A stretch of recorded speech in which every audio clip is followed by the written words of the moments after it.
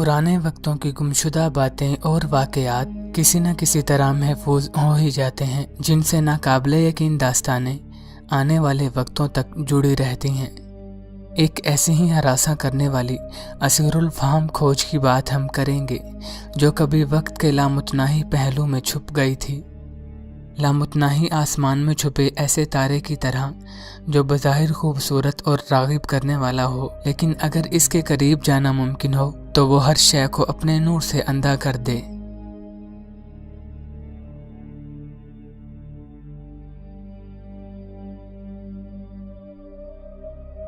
छब्बीस साल पहले सितंबर 1991 में इटली के ओर्ज़ल पहाड़ों की हवा खाती और सर्द चोटी पर एक राज़जो यानी तजस्सुस भरी दरियाफ्त ने जन्म लिया। इस दरियाफ्त का सेहरा जर्मन हाइकर हेलमट और आराइका साइमन के सर है। ये दरियाफ्त उस वक्त हुई जब हेलमट और साइमन दिलफरेब वीरानगी में से एक ऐसे पहाड़ के करीब से गुजरे जो दरख्तों की कितारों के दरमियानी नज़ारे के मज़े लूट रहा था कि अचानक इन्होंने लर्ज़ाखेज़ और चौंका देने वाली नज़रों को देखकर ठोकर खाई। यहाँ एक इंसानी लाश दिखाई दे रही थी जो अपने धड़ तक ठोस बर्फ में जमी हुई थी। इसकी आंखों के निशानात पहाड़ की चोटी की नामुवाफिक बिनाई की मानिंद दिख रहे थे। इसको देखते ही अंदाजे लगाने शुरू कर दिए गए कि शायद ये चढ़ाई करने वाले किसी शख्स की गुमशुदा लाश हो। इन अंदाजों के दौरान साइमन और हेलमट ने हुक्काम को मुतला कर दिया। ख़राब मौसम और सूरत हाल के बायस इस लाश को बर्फ़ से निकालने की कई कोशिशों के बावजूद भी नाकामी का मुंह देखना पड़ा। बिल आखिर 22 सितंबर में एक टीम ने तिब्बी मुआयने के इवज़ इस लाश को बर्फ़ के ढेरे से निकाल लिया।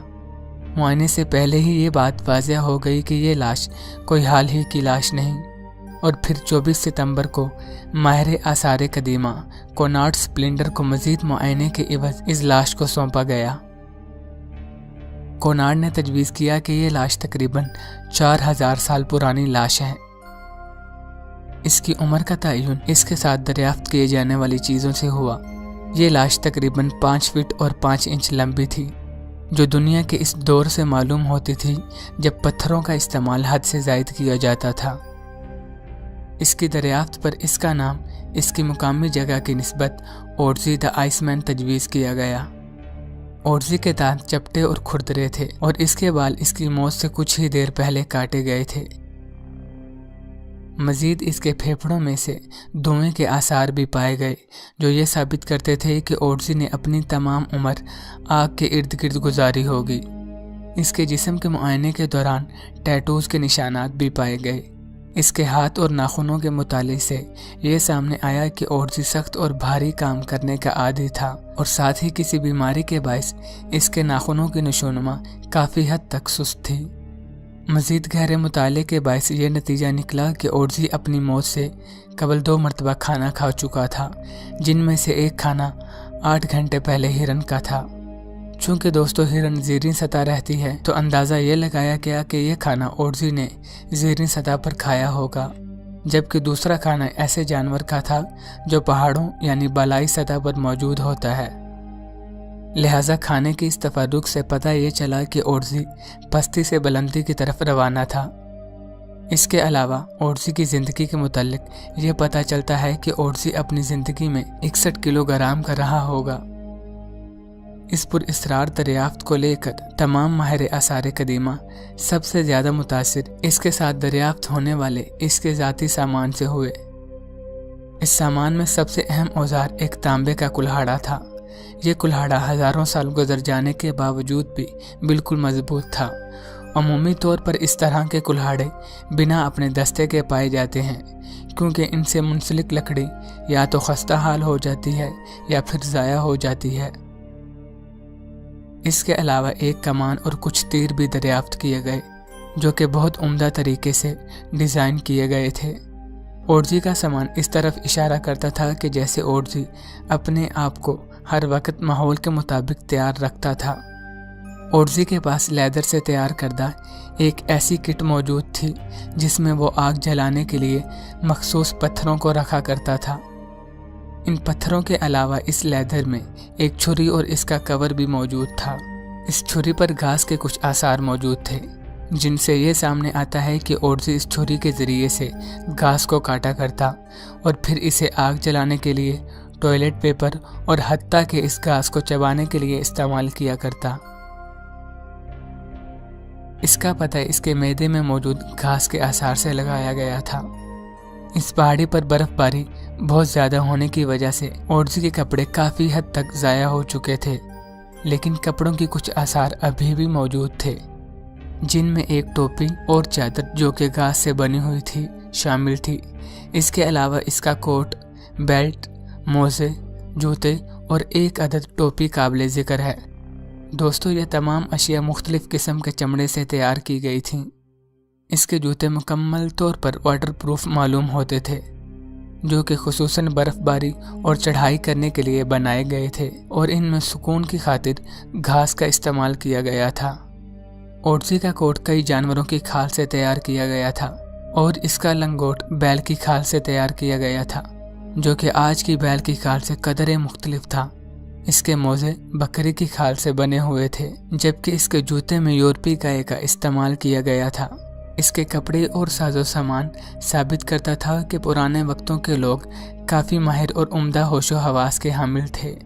काफ़ी मुताले के बाद आसार कदीमा इस नतीजा पर आए कि शायद ओडजी की मौत बर्फ़ पर जमने की वजह से हुई। पहाड़ की ज़्यादा ऊंचाई के बायस ओडजी हालात का सामना ना कर सका और शायद इसीलिए मर गया, और फिर इसके बाद कुछ देर के लिए इस केस को बंद कर दिया गया। ताहम 2001 ईस्वी में, यानी इसकी दरियाफ्त के 10 साल बाद, ओडजी को दोबारा मुआयने की राह पर गामजन किया गया। मुसलसल किए जाने वाले सिटी स्कैन और एक्सरे के तजज़िये से कुछ ऐसा हाथ लगा जो 10 साल से अपने नमूदार होने का इंतज़ार कर रहा था। इसकी कमर में तीर का कुछ हिस्सा धंसा पाया गया, जिससे इसके जिस्म में सुराख हो चुका था। इस मर्तबा ओडजी के मुतल्लिक कहानी ने पलटा खाया। अब आसार कदीमा के सामने कुछ सवाल थे कि आखिर क्यों ओडजी की कमर में ही तीर का हिस्सा धंसा पाया गया। इसकी मौत के दौरान आखिर क्या सूरत हाल रही होगी? क्या ओडजी पर किसी दुश्मन की तरफ से वार किया गया था या किसी ने अनजाने में इस पर हमला किया? ओडजी किसी जंग में मौत का शिकार हुआ या ओडजी कोई जुर्म करके भाग रहा था जो इस पर पीछे से वार किया गया? सन 2003 में किए गए DNA के तजज़िये से इस तीर पर 4 मुख्तलिफ किस्म के इंसानी खुलियात पाए गए। मुमकिन था कि ओडजी ने इस तीर से 2 लोगों को मौत की राह दिखाई होगी। दोस्तों, ओडजी का पूरा जिस्म जख्मों और छोटे छोटे कटों से भरा पड़ा था, लेकिन इसके सर पर कोई वार नहीं किया गया था। इसकी मौत के वक़्त इसकी हरकत यूँ मालूम होती थी कि जैसे ओडजी अपनी कमर में धंसे हुए तीर को निकालने की कोशिश कर रहा था, लेकिन बदकिस्मती से वो इस तीर को ना निकाल सका और मौत के घाट उतर गया। कुछ आसार कदीमा का तो ये भी मानना है कि ओडजी की मौत पहाड़ की बर्फबारी की वजह से नहीं हुई, बल्कि इसे मारकर जानबूझकर पहाड़ की चोटी में छुपाया गया था। लेकिन एक बात पर तमाम आसार कदीमा इत्तफाक करते हैं कि ओडजी के मरते वक्त के लम्हात काफ़ी नाजुक और फिल्मी रहे होंगे। दोस्तों, ओडजी द आइसमैन की दरियाफ्त दुनिया के आसार कदीमा की दरियाफ्तों में से सबसे मशहूर और पुरअसरार दरियाफ्त मानी जाती है और इसे यूरोप की सबसे पुरानी तरीन लाश समझा जाता है। इसकी दरियाफ्त के 20 साल बाद सन 2001 में ओडजी का एक खाका तैयार किया गया, जो कि आप स्क्रीन पर देख सकते हैं। इटली की एक कॉन्फ्रेंस में साइंसदानों की एक टीम ने इस बात का दावा किया कि इनकी तरफ से तैयार करदा आवाज़ ओडजी की आवाज़ हो सकती है। दोस्तों, ये आवाज़ वोवल नुमा थी, जो कि ओडजी के वोकल कॉर्ड्स का मुशाहिदा करने के बाद पैदा की गई थी, और फिर इसके बाद इस बेढंगी सी आवाज़ को ऑडियो क्लिप के ज़रिए शाया किया गया। इस आवाज़ को मुलाहिजा फरमाइए। आ ए ई अ उ आ ए ई अ उ आ ए ई अ उ। दोस्तों, मैं नहीं जानता कि ये आवाज़ ओडजी की हो भी सकती है या नहीं, मगर साइंसदानों के मुताबिक आसार यही हैं कि ओडजी की आवाज़ और लहजा इस तरह का रहा होगा, क्योंकि ये आवाज़ ओडिसी के वोकल कॉर्ड्स का मुशाहिदा करने के बाद तैयार की गई थी। आसार कदीमा के लिए ओडिसी की आवाज़ बड़ी अहमियत की हामिल है और पुराने वक्तों का मज़ीद इल्म हासिल करने के लिए साइंटिस्ट अभी भी कोशा हैं कि वो ओडिसी का मुतालिया करते रहेंगे। मैं जानता हूँ कि इस पर कई सवालात पूछे जाएंगे कि जैसे पुराने वक्तों के लोग इस्लामिक तालीमात के मुताबिक बहुत लंबे और तवील कदो-कामत के थे, मगर दोस्तों इस वीडियो की तहकीकात इंटरनेट पर मबनी है और साइंसदान किसी भी बात का सच्चा दावा नहीं करते। वो बस इस बात का अंदाज़ा लगाते हैं कि ये लाश 4500 साल पुरानी लाश है।